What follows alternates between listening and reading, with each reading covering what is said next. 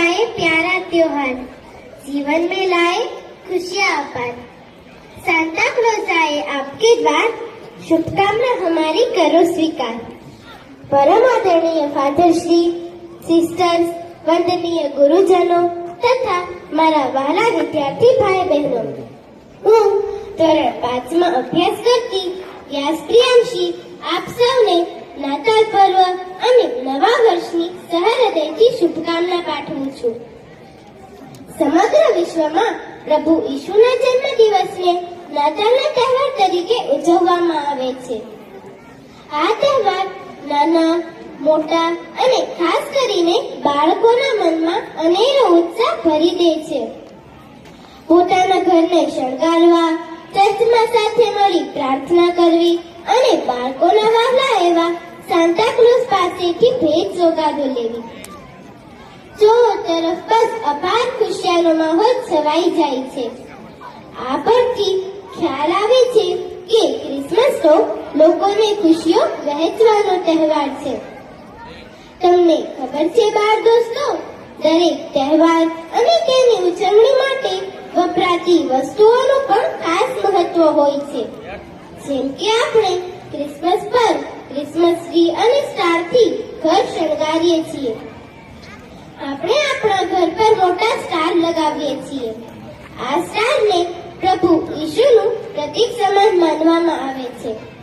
એવું મનાય છે કે જ્યારે પ્રભુ ઈશુનો જન્મ થયો ત્યારે આ સ્ટાર દ્વારા લોકોને સંદેશો પહોંચ્યો હતો કે પૃથ્વી પર કોઈ ઈશ્વરીય તત્વનો જન્મ થયો છે। અને હા બાળ દોસ્તો, ક્રિસમસ ટ્રી માત્ર વૃક્ષ જ નથી, તે દરેકની આશાઓ અને ઉમ્મીદોનું પ્રતીક છે। એવું મનાય છે કે ક્રિસમસ ટ્રીને સ્ટાર અને બેલથી શણગારવાથી ઘરમાંથી નકારાત્મક ઉર્જા જતી રહે છે અને સકારાત્મક ઉર્જાનો પ્રવેશ થાય છે। જેમ આપણે આપણા જન્મદિવસ પર કેક લાવીએ છીએ, તેમ પ્રભુના જન્મદિવસ પર લોકો કેક અને ચોકલેટ ખવડાવી એકબીજાનું મોઢું મીઠું કરે છે અને બાળકોના સાન્તા ક્લોઝ જમા તેમના વડીલો દ્વારા ભેટ અપાય છે। આખું એ વાતાવરણ નવી ઉર્જા અને તાજગી તથા પવિત્રતાથી પ્રફુલ્લિત બની જાય છે।